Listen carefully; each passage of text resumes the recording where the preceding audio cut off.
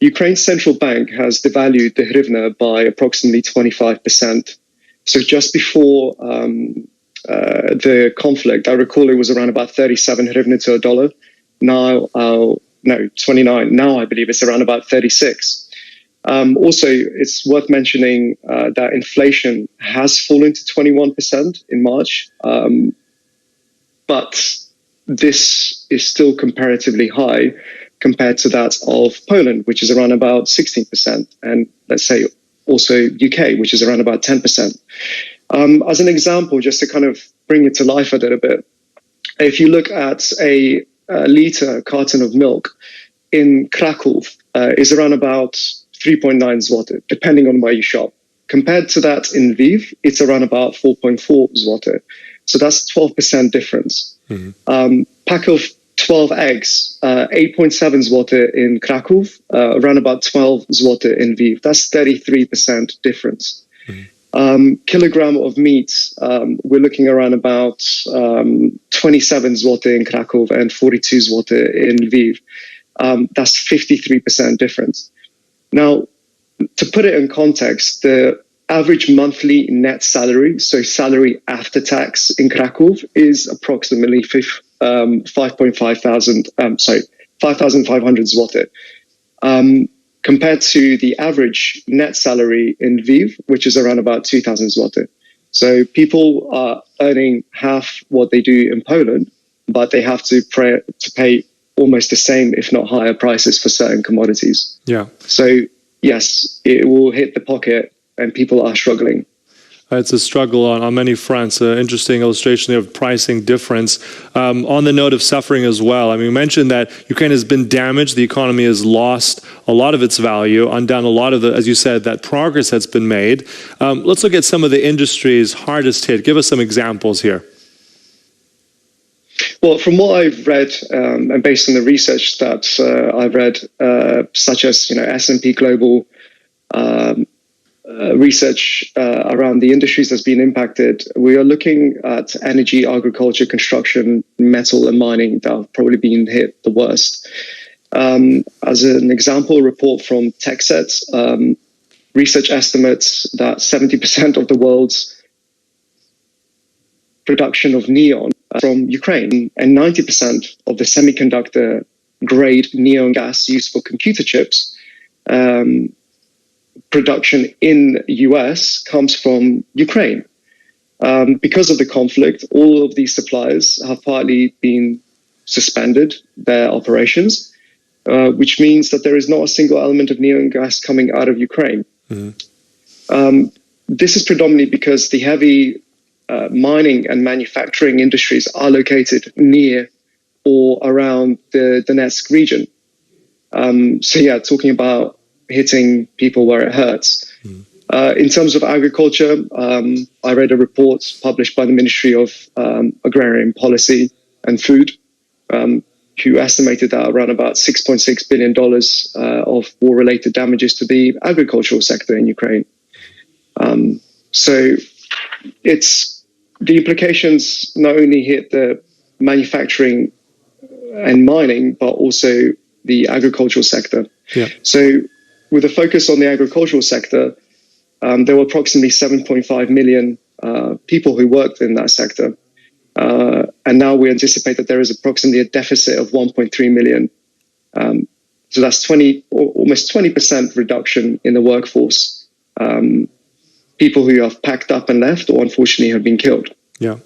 I think you touched on an interesting note there, Michael, in terms of, you mentioned the actual minerals. I think on a list of, 30 essential minerals that the EU deems as vital for the future, as you said, developing certain types of batteries and all kinds of other vital resources. Ukraine has 21 on that list of 30. So we can see how vitally important that is and how much potential also I think Ukraine has in that. Let's also segue a little bit into the cost of reconstruction. I mean, this is obviously, it's going to be hard to get a figure here, but give us a sense of how much it would cost to kind of start to rebuild and improve what's been destroyed. Again, another interesting but complex question to answer. So according to Statista research, again, that I've recently read, the damage to the housing facilities from the Russian invasion of Ukraine was estimated to be approximately $50 billion between February 2022 and February 2023. Further $36 billion were recorded in losses from damages to infrastructure. So we're estimating that approximately $135 billion over the period. And it will take, some reports have cited that it will take approximately $500 billion to rebuild Ukraine. But that obviously depends on how long the war continues. Is it going to be a year? Is it going to be another year? Who knows? So far, IMF have committed approximately $130 billion worth of financial assistance over the next 4 years, so until 2027. So there is a bit of a big gap to plug. Yeah. If the war does continue for another year or so. Yeah. And as we said, I mean, these are the estimates that we can get now if the war were to end now, and that's the spanning over the next 10 years. As you said, we don't know the figures. They go up by the day. I think also somewhere I read figures that just to clear the rubble alone in some of these towns and cities, that cost alone is already 5 to 8 billion. But as we said, that cost increases by the day.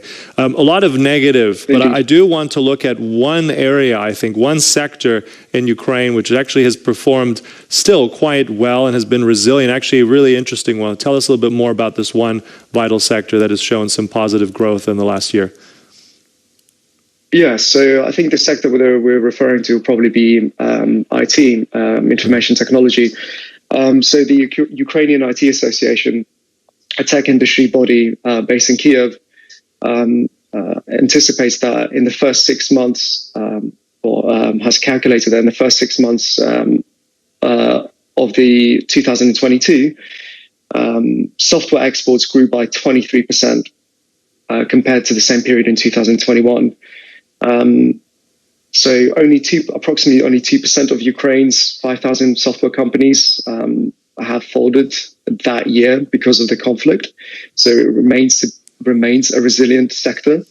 And although the IT sector represents approximately 4% of the overall GDP, gross domestic product, Alexander Brynyankov, who's the Ukraine's Deputy Minister of Digital Transformation, says that the government's vision is to build the biggest IT hub in Eastern Europe, which I think it's commendable, considering the current state of affairs.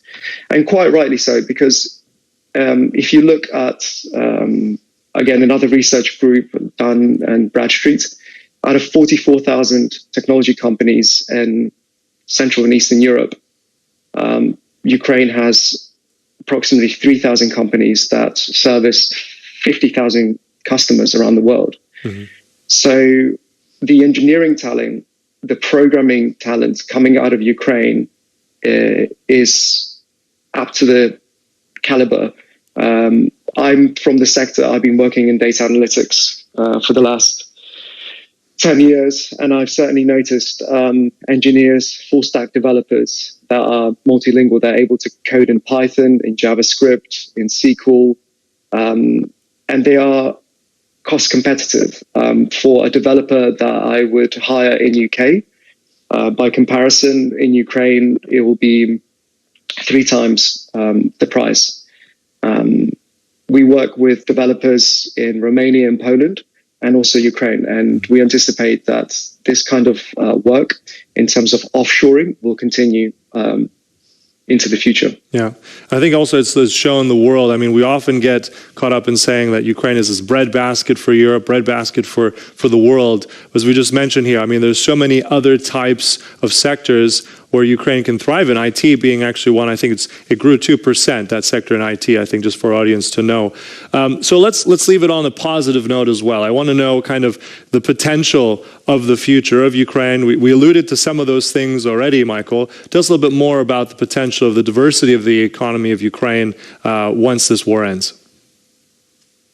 Well, it's a good question, and my understanding, unfortunately, kind of stands with or stops at my experience in IT and data analytics. But from my observations, we know that Ukraine is has got agriculture, it's got minerals, mining, manufacturing, and I know that Donetsk and Luhansk has been hit the hardest as well. Obviously, the conflict's happening, but in regions like Zaporozhye and Donetsk, in Dnipro, Kiev, Lviv, there are still sectors that I believe are untapped, and with the right kind of investment in the infrastructure, specifically in IT, I think there is opportunity and room for growth.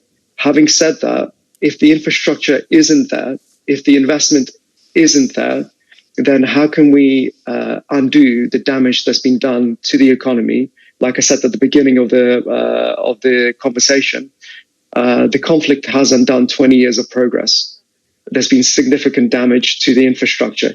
If this is not rebuilt in the next 5 years, there are very limited prospects for the country. But I do have faith, and my bet is that IT sector, the data sector, will continue to thrive. Yeah. So again, we have to be persistent and resilient, but I think there's a lot of potential for Ukraine and all this tragedy. Michael and Erica, we have to stop it there. Thank you so much for your insights today. Thank you, Sasha. Take care. And thank you for watching. That concludes this World Talks, but stay tuned on TVP World for more. Goodbye.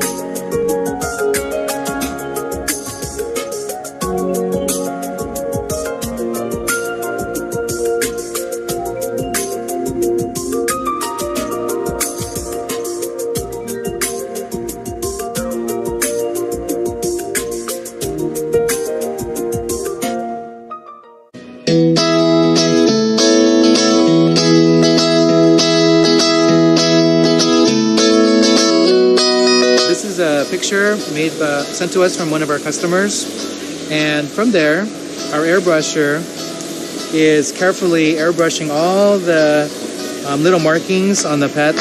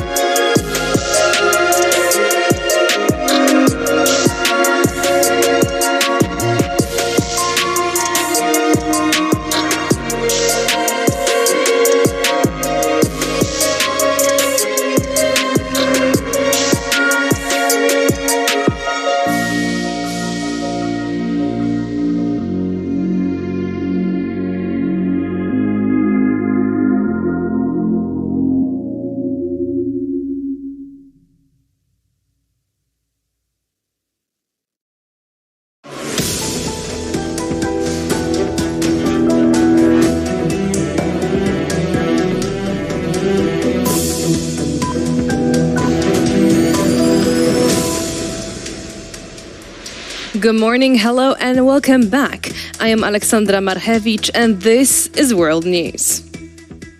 First up, Sudan. More and more foreign nationals are being evacuated from Sudan as the power struggle continues.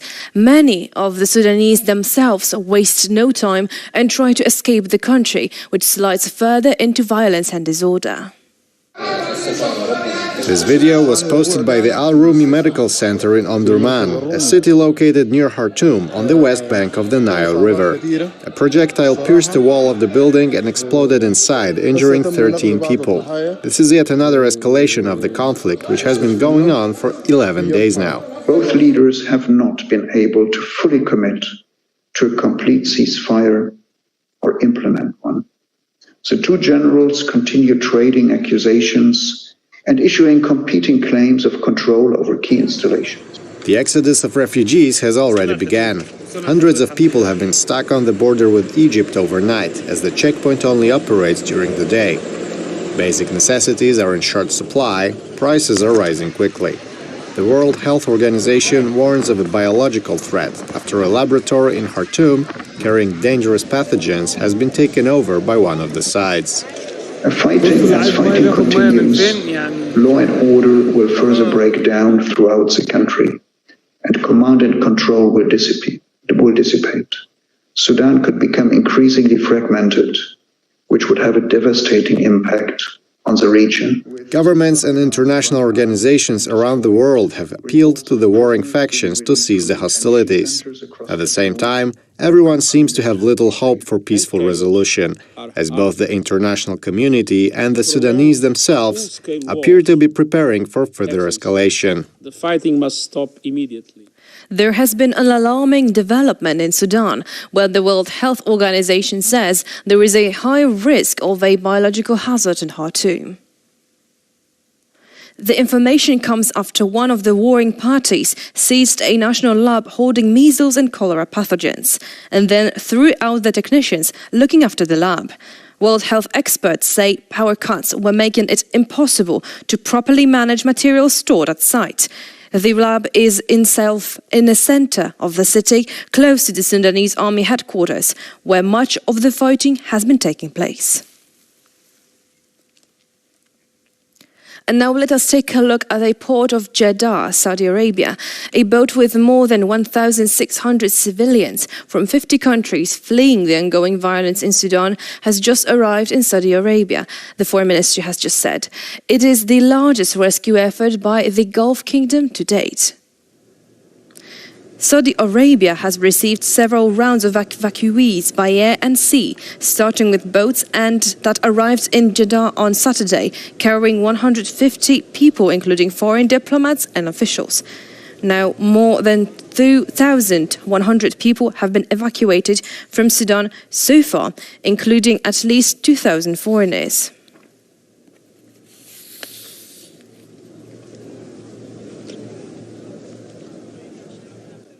And now let's move to Paris Charles de Gaulle Airport. An airplane carrying evacuees from Sudan, including the French ambassador, arrived in Paris on Wednesday morning as countries rushed to extract their people from the heavy infighting that has hit the country. Evacuees were greeted by officials, including French Foreign Minister Catherine Colonna, as they arrived at the Charles de Gaulle Airport on Wednesday morning. France has evacuated more than 500 people from Sudan, comprising more than 200 French citizens, as well as UK and US citizens. President Emmanuel Macron told his government a day earlier. Sudan's warring factions agreed to a 72-hour ceasefire starting on Tuesday, while Western Arab and Asian nations race to evacuate their citizens from the country.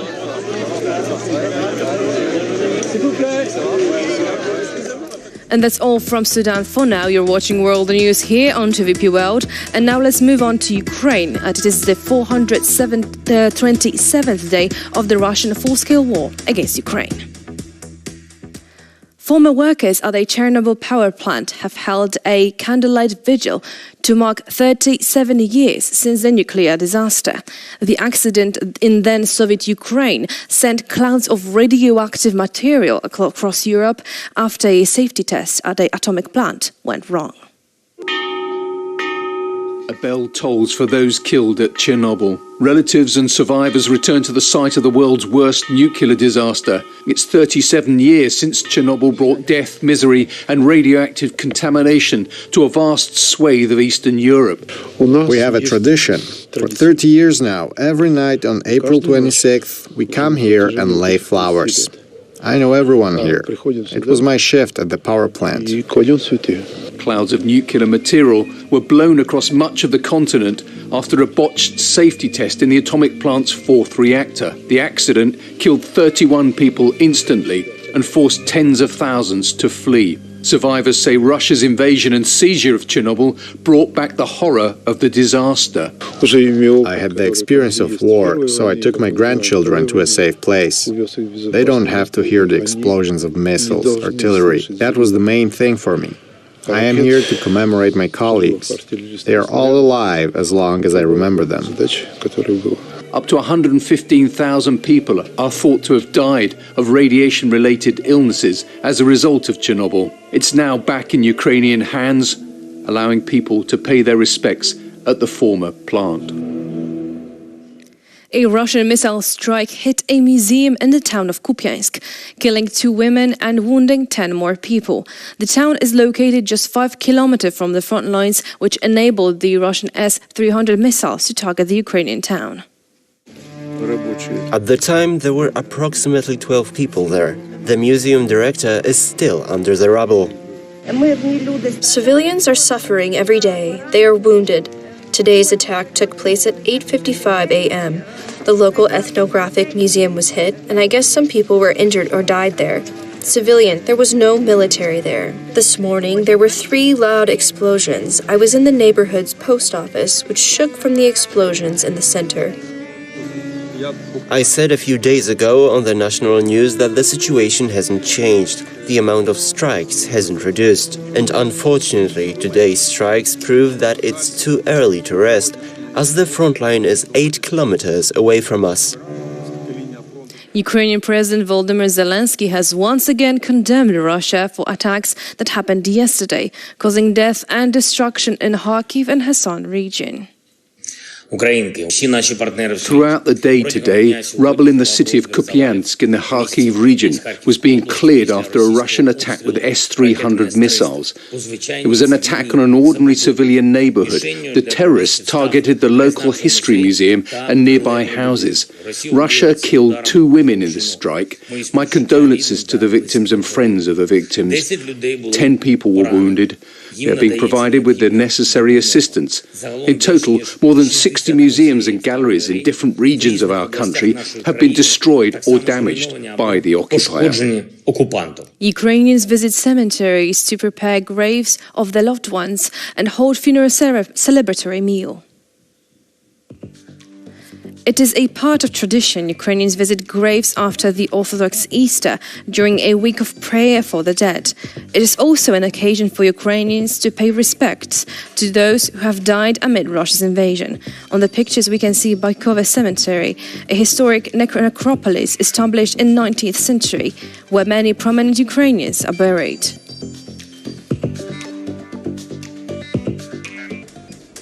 You're watching World News here on TVP World, live from Warsaw, and it is Wednesday morning. Now on to the news from other parts of the world, and first up, Europe. The Bucharest 9 will meet in Warsaw on Wednesday. Representatives of NATO's eastern flank will be joined by several special guests from outside the format to discuss the latest developments in the region's security architecture.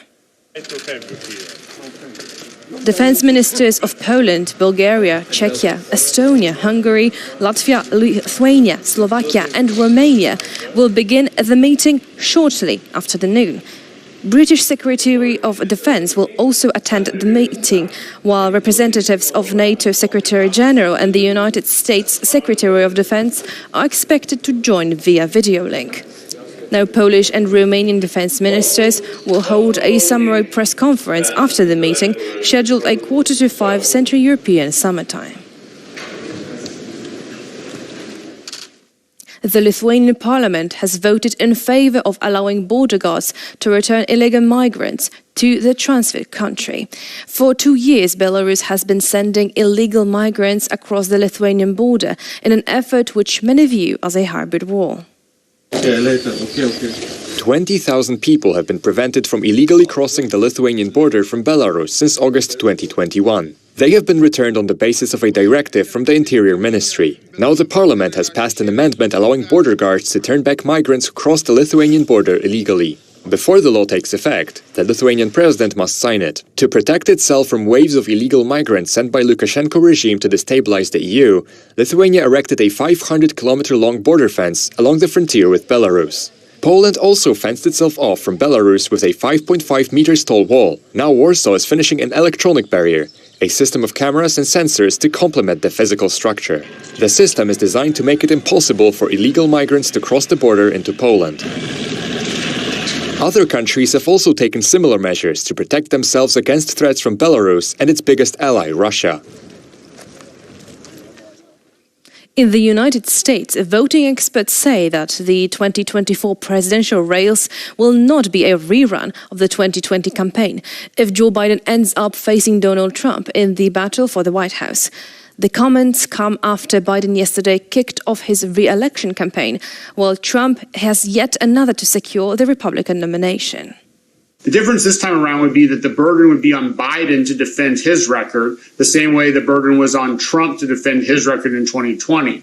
The advantage, of course, that Biden has is that while he can't campaign against Trump now, he can campaign against Trump's previous presidency. Right. So I think for Trump, I think the sheen is a little bit damaged. I think that he's still popular, but that circle of popularity has shrunk. And I think there is a significant amount of Trump fatigue. You know, concern about Biden's age is not the same thing as being sick of the guy or worried that things will be too unstable or chaotic. So I think that's where Biden can make up for that with accomplishments. US President Joe Biden and his South Korean counterpart Yoon Suk-yeol have visited the Korean War Veterans Memorial in Washington, D.C. The event was part of the first state visit by South Korean leader in 12 years. After a wreath-laying ceremony, the two leaders and two first ladies stood up for a military band. The visit comes as North Korea continues to develop nuclear weapons and the missiles to carry them. In a bid to counter the growing threat of Pyongyang, Yoon is pushing to boost South Korea's say in the way the United States operates its extended military deterrence around the Korean peninsula. Restaurant Magazine has published its world's 50 best restaurants list for 2023. The ranking features one of the key figures in the contemporary Mexican food scene, the quote or the organization statement. Elena Regueras owns 5 restaurants in Mexico City. This year, she won the Best Female Chef in the World award. Regueras credits her international success to the country's rich culinary culture. The Mexican chef has developed her signature technique in an Italian restaurant in London. I'd like this award to shed light on this country's large gastronomic culture. Not only the gastronomic culture, but also the large range of ingredients. Also to visualize different Mexican cuisines. Not only one, but multiple cuisines. The unique style combines the Mexican character of the dishes with emphasis on sustainability and consciously sourcing the ingredients. On the table, we can find a pre-Hispanic dish, a contemporary one, and another with the Middle East influences. And all these times, all these moments in history are present and live together in harmony. I think this is what makes Mexican cuisine so special. Regueras hopes her success will help promote Mexican cuisine worldwide, increase awareness of responsibly sourcing food products, and inspire young people to cook with passion and enjoyment. The ocean race has entered the 4th leg of the competition. The fleet has set out from Itajaí in the southwestern Brazil, heading for Newport, Rhode Island. The competition is heating up. On Tuesday, 11th Hour Racing Team was at the lead despite being called back for crossing the starting line too early. Not far behind them are Team Holcim PRB and Guillaume Environnement Team Europe. Team Malaysia, in the 4th position, had an accident on board, and its navigator suffered a nasty injury. The J2 sheet slipped from the sail steering, and then the sail started to flap quite strong because it was 20 knots, and I have been hit by the sheet or maybe a carabiner, I don't know, because it was night, so it was dark, so I didn't see. This leg is a challenging trip with a distance of 5,550 nautical miles. The crews are expected to arrive in Newport on May 9th or 10th. After this, nearly 60% of allotted points will still be at stake. Coronation of King Charles III is only 10 days away. The entire country is gearing up for the historic ceremony now. Today, the Royal Air Forces rehearsed before the air parade, scheduled for May 6th, one of the many events to celebrate a new monarch. Stay tuned for more on TVP World.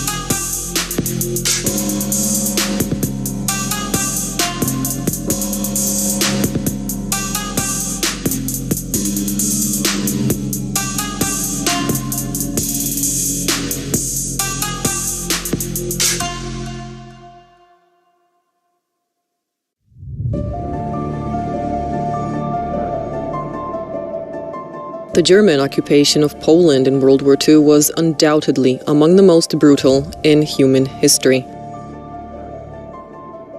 The oppression was compounded by the methodical extermination of Polish citizens in the German death camps built across the country. Germans regarded Poles as an inferior race. Hundreds of thousands of Polish citizens were murdered or starved to death in concentration and labor camps. In total, more than 5 million of them lost their lives at the hands of Germans during the 6 years of the war. Administration of the camp, the SS, as well as couples and other functionary prisoners, used to treat Poles and recognize Poles as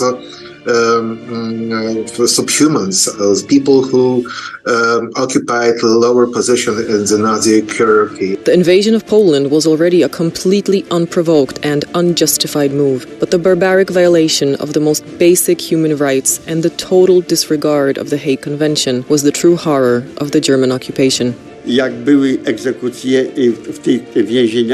Poles were executed in prisons and randomly on the streets. They were also often taken to Palmyra in the woods, where they were forced to dig holes.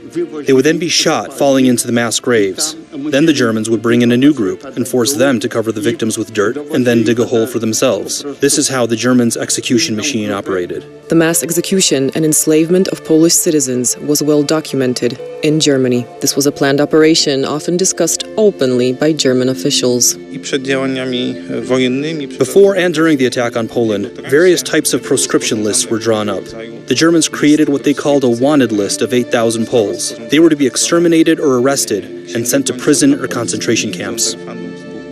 Each person murdered by the Germans was not only an unimaginable personal tragedy for the person's family, it was also an enormous loss for the Polish state. Social workers, teachers, and artists, no matter their profession, no matter their background, everyone was a target for the German invaders simply because of their Polish nationality. This was yet another example of German racism. Many of these families never received any compensation for the loss of their loved ones. There were street executions on a near daily basis. As for my mother, she was caught in a roundup in Warsaw. They didn't like the look of her documents or something and decided she was to be shot. They killed my mother on April 11th. Many of the perpetrators of these horrific crimes retired in comfort, spending their final years in grand villas. Meanwhile, their victims in Poland, Greece, and in other countries still struggle to make ends meet. Poland and these other countries demanded compensation for its citizens from the German government. So far, to no avail.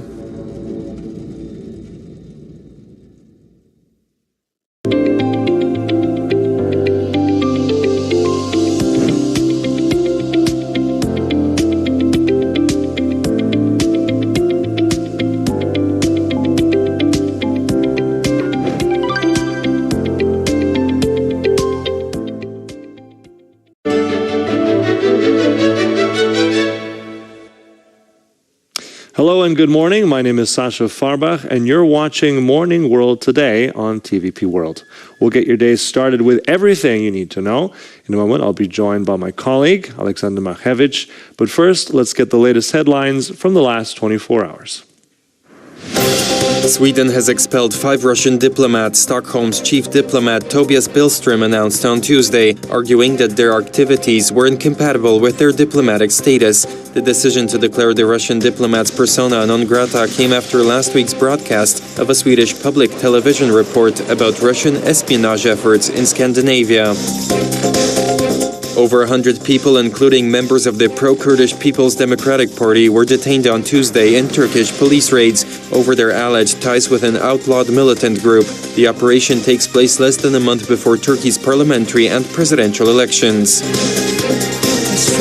U.S. President Joe Biden formally announced his re-election bid in his first campaign ad. Current polls suggest that a rematch between Biden and Donald Trump is possible, should the latter secure the Republican nomination. Biden's starting position in this race is not as good as he would like it to be, as the current president's approval rating has been lacking in recent months. Azerbaijan has established a checkpoint on the border between Nagorno-Karabakh and Armenia. Armenia has said that the decision is a clear violation of the 2020 ceasefire between the two countries. The Lachin corridor where the checkpoint was set up is under the jurisdiction of Azerbaijan, but since 2020 it has been under the control of a Russian peacekeeping force. The Lithuanian parliament has voted in favor of allowing border guards to return illegal migrants to their transit country. For 2 years, Belarus has been sending illegal migrants across the Lithuanian border in an effort which many view as a hybrid war. And now that we've caught up with the latest headlines, it's time for our press review with my colleague, the wonderful Alexander Machevich. Good morning. Good morning, pleased to see you.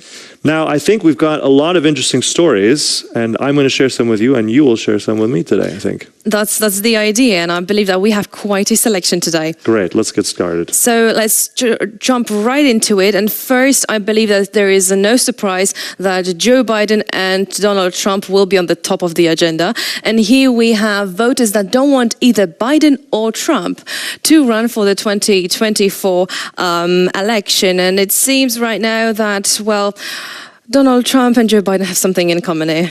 It seems kind of like deja vu again. It seems like it's the same roundup as we had last election. It's going to be the same. If this ends up being the constellation, right? This is exactly the same setup we had last election.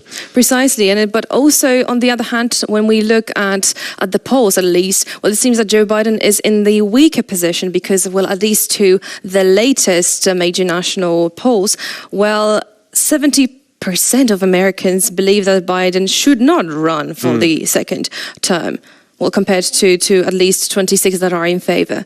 Well, I mean, his age is a factor, right? I think that's also on that survey, right? That they said that is the main factor. But I think it was during his State of the Union address where he mentioned, I don't know, at least 15 times, finish the job, right? Finish the job. So he's already hinting that he wants to finish the job and stay again for another term. But I think also there isn't really any other candidate to challenge him at this point, and on the Democratic side at least, I think. So that's part of it. To be honest, that's actually true. And looking at this, well, it's mainly looking at, well, one candidate, but then again, we do not have any alternative. And on the other side of the spectrum, we have, well, the Republican frontrunner, Donald Trump. And also, some actually jokingly say that he might be running for president from jail. We do not know if it will happen for sure. But, well, if anyone would run for president from jail, that would probably Donald Trump. Well, we'll see. But I think it's a little bit more colorful on the Republican side. I think there's more candidates that are vying for that. That's true. We have DeSantis. We have others. But then again, it still seems that, well, at least 60% of voters do not want Trump to run for him to run for president. But then again, well, he still is. Yeah, well, we'll see. But I mean, it was kind of expected, not expected. So we'll see what turns out. It's going to be an interesting election. And may the worst man lose. Yeah, something like that. All right, so let's change gears a little bit. And I'll have now a story to share with you. And going into space news. So it's good, it's bad news. I mean, on the whole of it, if I look at this is the first attempt to get the first commercial landed enterprise onto the moon. Unfortunately, it did not work. They did not land. So this was a Japanese company. I like this because it's a combination of so many factors. There's a Japanese company that fused together with the rover that was supposed to land, which was made in the UAE, and the first also from the Middle East, the first Arab rover. Then they launched on the SpaceX rocket. So it's a really interesting commercial venture here. I honestly love the fact that they have a different approach to space, literally, as they're trying to, I mean, the commercial flight is trying to look at this from what they can gain from space and not only as basically conquering it as a country. Well, yeah, I mean, we have to remember that the moon apparently holds quite a lot of interesting mineral wealth there, so it's a commercial why not use endeavor. it? Absolutely, why not use it? But I think there are only 3 countries that have ever successfully landed on the moon. So Russia that's the US, Soviet Union / Russia, and then I believe was also China fairly recently. So Everyone else has failed. Several other attempts, but I'm sure this will not stop them. But I like that story because although it was not successful, still an interesting first attempt. So we'll probably see many more. Good. So now I'm taking you actually back from the moon, and let's go back to... down to Earth. Okay. Back down to Earth. We won't crash, though. Now to the UK, as right now we have a story on Prince Charles that undermined late Queen plan to sue News UK. And, well, that story actually is quite interesting because we have here fights between within the royal family, which is always interesting. Exciting to see.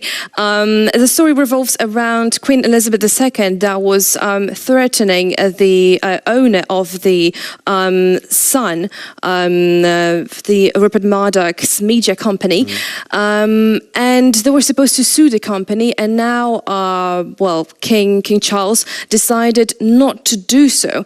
Many people say that it's mainly because, he wants media support, during his coronation, also for him and for his spouse, and that right now he needs all the possible support that he can get, and for that he decided to withdraw all the possible all the possible threats that might come near. Yeah, well, there have been so many entanglements, right, with the media from the royal family, and as you said, because of the coronation coming up soon, Charles wants as much good PR as is possible. I mean, let's face it. I mean, there's always a story in the royal family, but I think, I don't know, is there anyone going to gain out of this? Do you think this is sort of going to, one force will come out here? Well, it's interesting to see the sort of PR game between members of the royal family because, let me remind you that, Prince Harry obviously tried to a bit take a back seat right now when it comes to royal family. He decided not quite though. I think he was been quite. That's the thing that he's trying to take a back seat, but then again he's trying also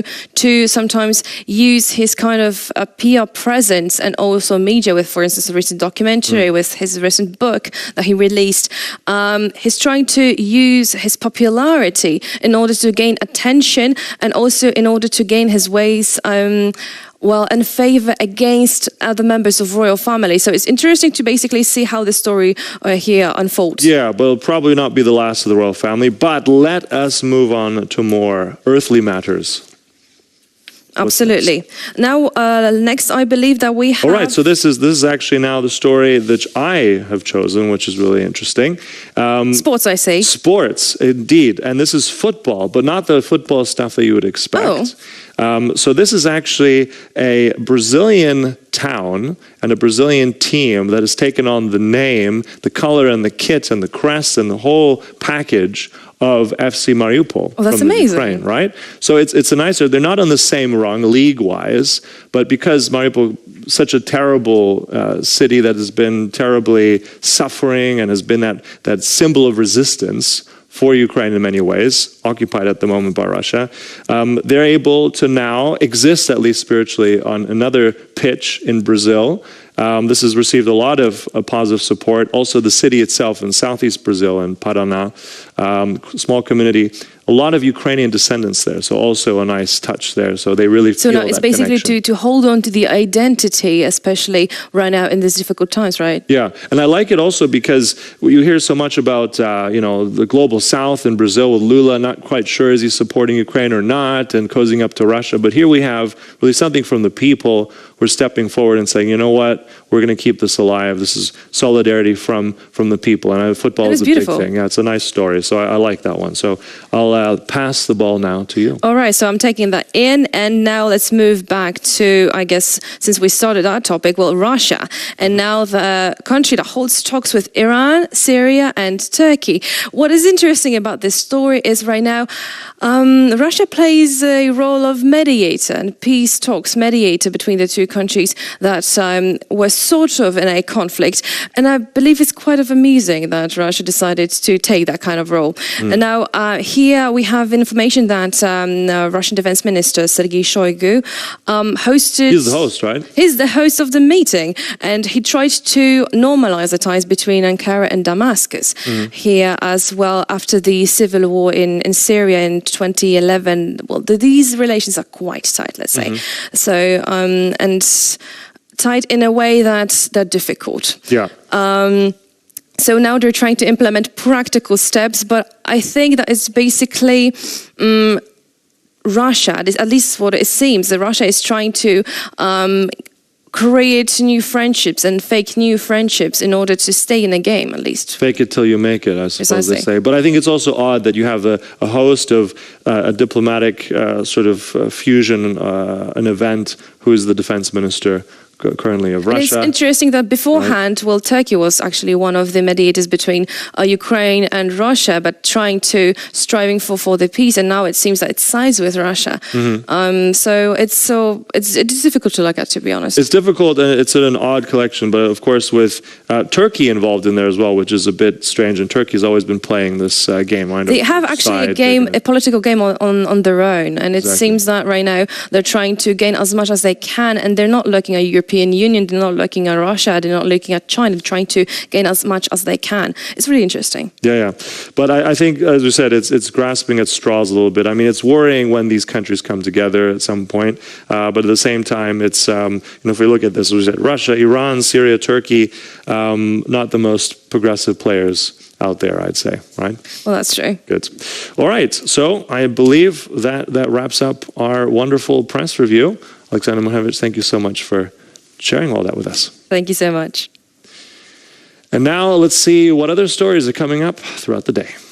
Gennady Gatilov, Russia's ambassador to the United Nations in Geneva, holds a briefing on the Black Sea grain deal aimed at preventing a global food crisis by allowing Ukrainian grain, blockaded by Russia's invasion, to be safely exported from 3 Ukrainian ports. Iranian Foreign Minister Hossein Amir Abdullahian will meet Lebanon's caretaker Prime Minister, Foreign Minister, and the Speaker of Parliament during a 2-day visit to Beirut starting Wednesday. His trip comes as Lebanon hopes that rapprochement between Iran and Saudi Arabia could resolve the political paralysis in Beirut and the sinking Lebanese economy.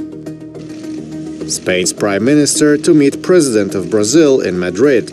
Following 5 days spent in Portugal, Lula attended a business forum in Madrid before meeting with Spanish Prime Minister Pedro Sanchez and King Felipe VI on Wednesday. Now it's time for a morning discussion of all the most interesting topics and headlines. And now I'm joined by 2 guests to help me with that discussion. Mr. Agaton Korzynski, a columnist, and also Jacek Karnowski, also columnist and editor-in-chief of the Polish weekly Szeci. Good morning, gentlemen. Thank you so much for joining us today. Good morning. Hello, nice to see you. Now, let's start with you, Jacek. I'm interested in this trip of Lula's. He's now on his second stop. He was in Portugal first, trying to mend ties with Europe. It's also worthy noting that I believe it's Spain that will hold the rotating EU membership presidency, I believe, in July. So what do you make of this trip now? He started in Southern Europe, and so what do you make of it? Of course, it's a very important country, Brazil, and from our point of view, the most interesting aspect is the attitude of Brazil and generally the world outside Europe and North America towards Ukrainian war. Commentators noticed that there is big difference between attitude of countries like Brazil between, for example, Second World War and First World War, and now. Now they try to keep distance towards events, and it's very, very worrying. Of course, Spain is not the most engaged country into our region's affairs, but it is important player in European Union. And of course, Spain always tried and tries to cooperate with Latin America. Brazil is Portuguese-speaking country, of course, not Spanish, but those ties are very, very close for them. It's very important.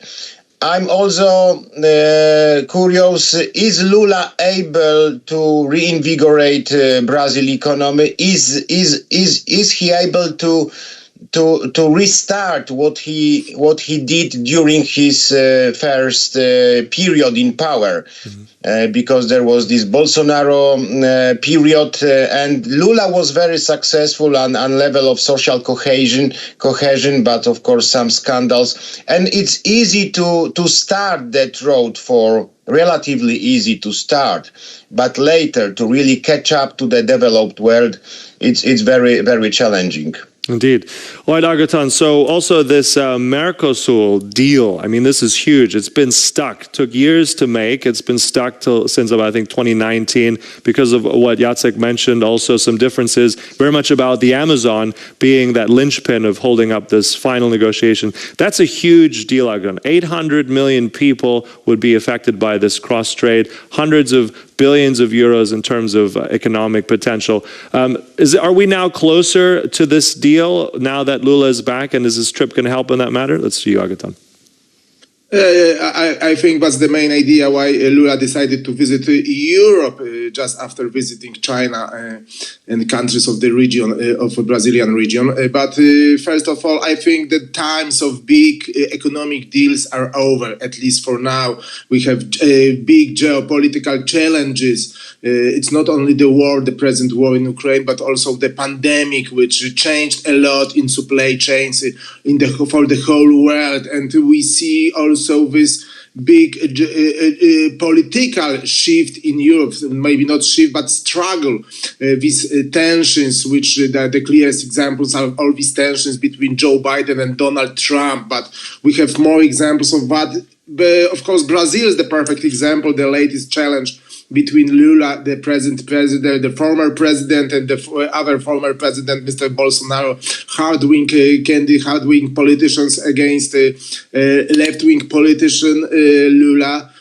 So we are watching Lula with very thoroughly. He was the dream candidate of this liberal left-wing camp from the whole world. People who believe that Angela Merkel was right, people who believe that Barack Obama or Joe Biden right now they are right, and also they believed that Lula is right. But when we heard his comments that it's Russia who is to blame for the war, but it's also Ukraine who is to blame for the war, it's something shocking for all of us. He went to Portugal before visiting Spain. He went to Portugal, and he wasn't as open.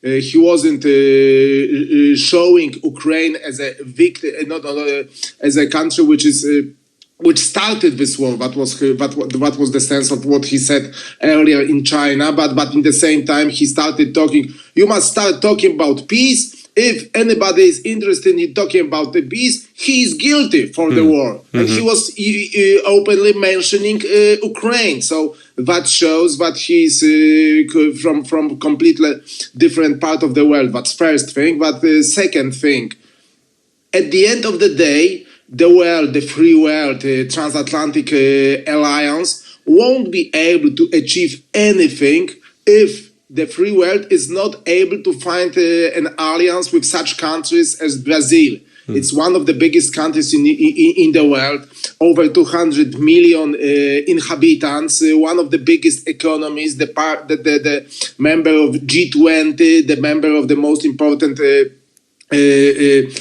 organization in the world, the most prosperous, one of the most prosperous countries in terms of the wealth, in terms of the size of economy. And we must find a way to talk to these countries and find them on our side of geopolitical Our side, indeed. But Agaton, I think that Jacek wanted to chime in here for a moment. Sorry, I'll give you a chance now. Yes. I think it's not only that we have to try to convince them that our cause is right, and it's also good for their future. I mean, countries like Brazil, but we also have to win that war. If the West is victorious, countries like Brazil will keep more or less current shape of world order. if Ukraine fails and the West fails and the leadership of United States is weakened, they will capture the occasion. So stakes are high in this war, and it's also about the future of Brazilian American relationship. Yeah, and I think also what you pointed to one second we must here. keep Russia isolated. Yeah. If such big countries as Brazil keep in touch with Russia, and such big countries of South Africa are still in touch with Russia, where they keep contacts, but makes the situation more complicated, and it's more difficult to win this war. But it's why such visits as Lula in Spain, in Portugal right now is so important, we have to remember, even from our Polish geopolitical point of view. Yeah, gentlemen, I know I like this passion. We both have your views, but also let's give each other time to finish these passionate sentences here. What's also interesting, I think it was Jacek who mentioned at the beginning, is that policy of Brazil has changed. Very different alignment if we go back towards the First World War, the Second World War. Brazil, many have forgotten, Brazil was an ally in World War II, had, I think, up to 50,000 troops that it sent into the Italian campaign, fighting alongside many Allied troops, including Polish troops near Monte Cassino. So this was, this is an ally that has been forgotten, but very different policy now. I want to challenge both of you and basically look at this. As you said, Jacek, if we win in Ukraine, if Ukraine wins, I think that's the dangerous word there. If, not we should use a different word there, rather when it wins.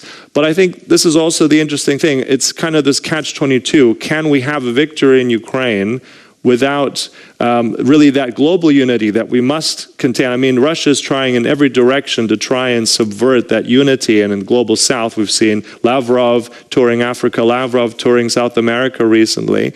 So I'm really curious, just briefly, because I want to get to another point. I'm going to throw you this one here.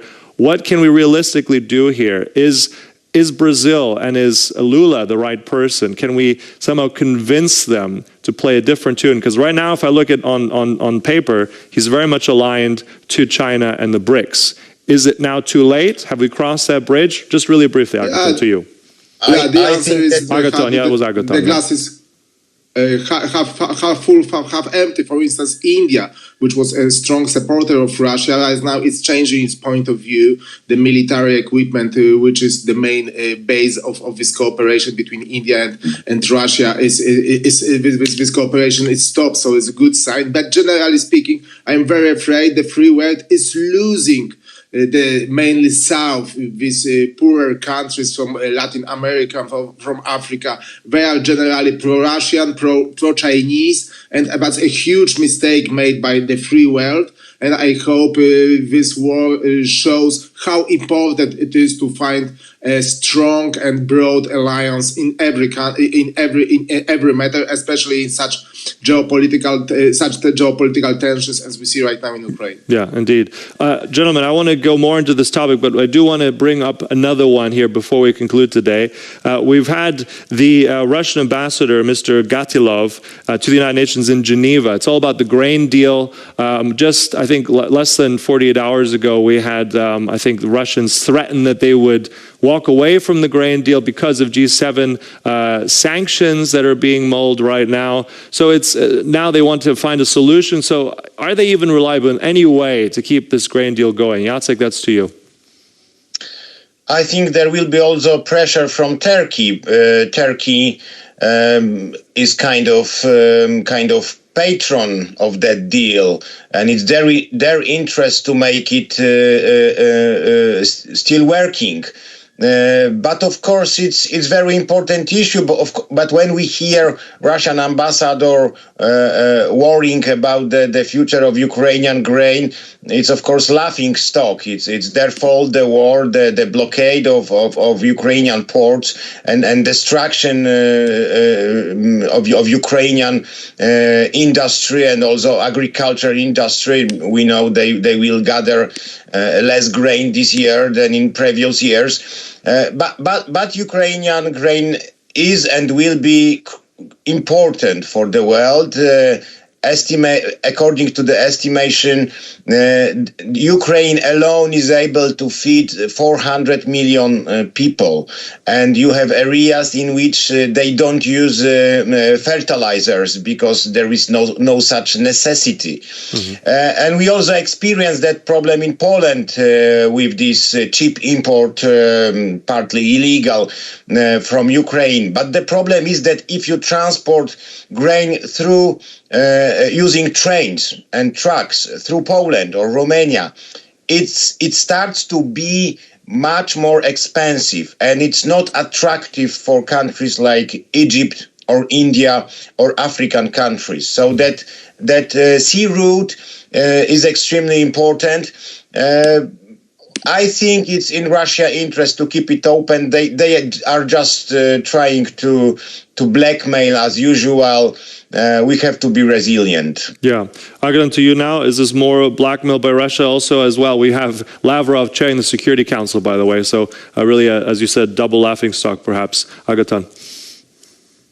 Yeah, but what we saw in the Security Council of United Nations was just shocking. Russia is the president, the chairman of Security Council this month, the country which created the biggest geopolitical shock in 21st century, and right now it becomes a leader of the world, hopefully unofficial leader and only for 1 month, but still it's a laughing thing. And but in the same time they are using their blackmail to pump up their position. What we heard from Lavrov, but it's the West who is guilty of this situation. Russia loves peace and everybody is against them and attacking them, and they need only to protect themselves.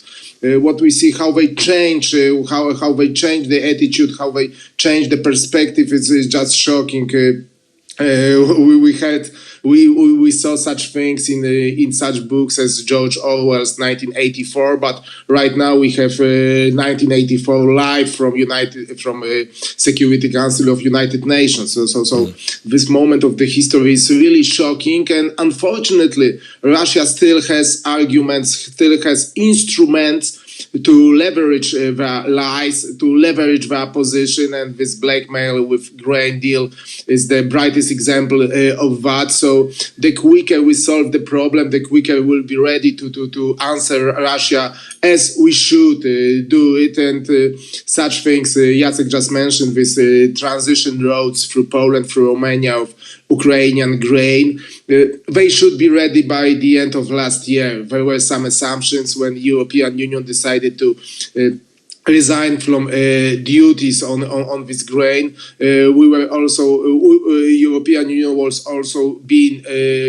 in transition to prepare such alternative roads. Nothing happened like that. So Poland has we have our own problems with Ukrainian grain as well as Slovakia or Romania. But in the same time, we know we must help Ukraine with this grain, so we should prepare as quick as possible such alternative roads, as quick as possible, indeed, to be able to sell Ukrainian grain. Unfortunately, we lost several months. Right, indeed. I mean, this is an ongoing story. Blackmail is not something that the West will respond to in a positive way. Gentlemen, fascinating insights, a passionate debate this morning. I really like that. So thanks to my guests again, Jacek Karnowski and Agaton Korzyński. Thanks so much, gentlemen, for sharing your insights. Thank you for the invitation. And thank you for joining us this morning. That concludes our morning edition, but stay tuned to TVP World throughout the day for more. Goodbye.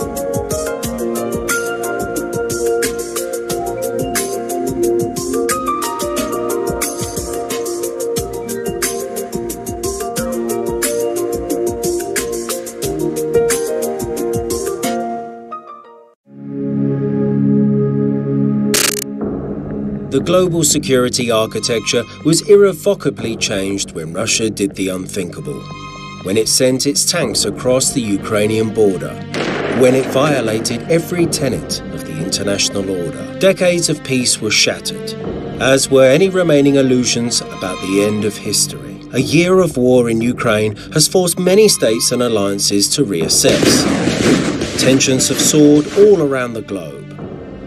One such region has been the Indo-Pacific, particularly Taiwan. China's designs for the island are well known, but why is this little stretch of land so important? Why do so many believe the future of this century will be decided there? Join us to find out why the eyes of the world will soon be on Taiwan.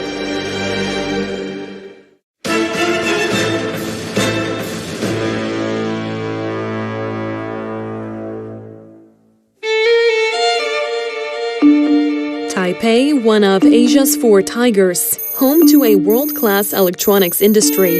Alongside Hong Kong, South Korea, and Singapore, it's one of the East Asian economies that have seen decades of incredible economic growth. More than just regional powerhouses, their economies rival those of much larger countries. During the East Asian miracle, Taiwan graduated from a developing country into a high-income economy. So what is Taiwan today? The world's largest semiconductor producer. What are semiconductors? This. People get a sense that the technology should be in the hands of democracy because semiconductor is for everything. The rest of the world combined makes about 44% of the world's computer chips. Who's number one? Taiwan, and it isn't even close. It makes 3 times as many chips as number 2. China wants to change this state of affairs. As early as 2030, it could hold a quarter of the world's production. With Taiwan in its grasp, it could control the world's semiconductor supply chain on a scale never seen before. Beijing can also hurt the island through economy. How?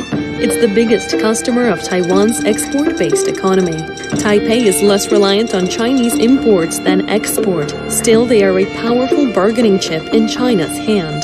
The part of the possible China's escalation towards Taiwan in the current situation in Taiwanese trade is the possibility of sanctions or even imposing a full embargo. The Taiwanese know how to throw the weight of their chip-making industry around, however. Just in 2022, one of Taiwan's largest semiconductor companies announced a $40 billion investment in Arizona. Many hope to manufacture more chips in their countries. When I recently went to APEC, many countries asked me if we can go to their countries to manufacture chips. Taiwan's economy may be just one reason why China wants to take over the island, but it is the most important one. It would give Beijing tight control over the everyday lives of billions across the world. Semiconductors are the key to our day-to-day technology. Taiwan is who holds that key.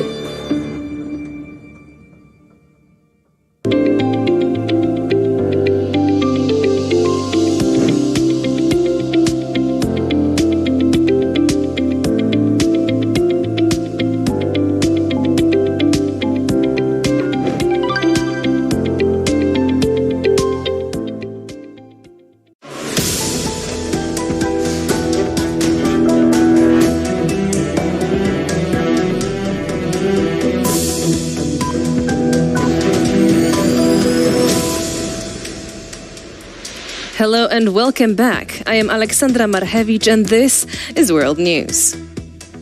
The Bucharest 9 will meet in Warsaw on Wednesday.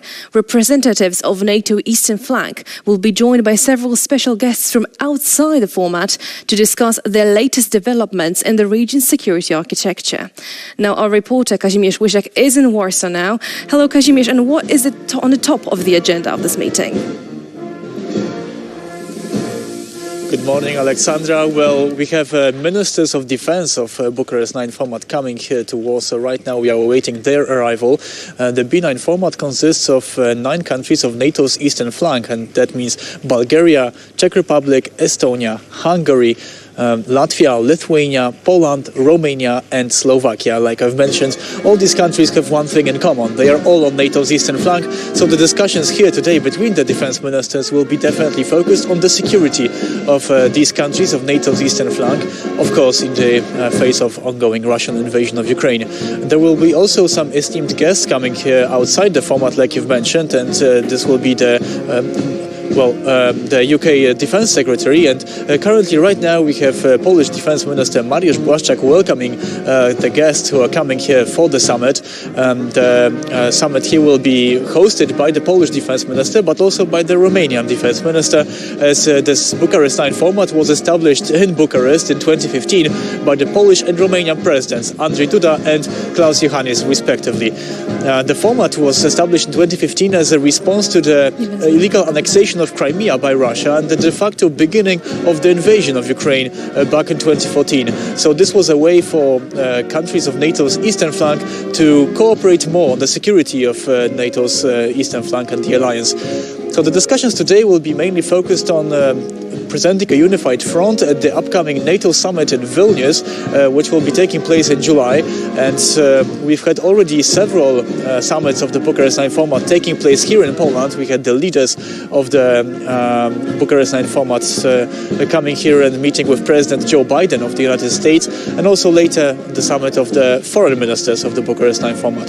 So currently right now we had the defense ministers greeting here, and they are here at the Łazienki Park, at the Palace on Water, the so-called Palace here at the Łazienki Park, where they will be discussing these issues. So security of NATO's eastern flank and the unified front for the upcoming NATO summit in July are the main topics which will be discussed here today. Thank you, Kazimierz, for your report. That was Kazimierz Łysiak from Warsaw. And that was Bucharest 9 meeting in Warsaw. You were watching World News here on TVP World, live from Warsaw. And now let us pan over to Sudan. According to the UN, the US brokered ceasefire in Sudan is being partially respected, and there is no sign that the warring parties are ready to negotiate. So more and more foreign nationals are being evacuated from Sudan as the power struggle continues. Many of the Sudanese themselves waste no time and try to escape the country, which slides further into violence and disorder. This video was posted by the Al Rumi Medical Center in Omdurman, a city located near Khartoum on the west bank of the Nile River. A projectile pierced the wall of the building and exploded inside, injuring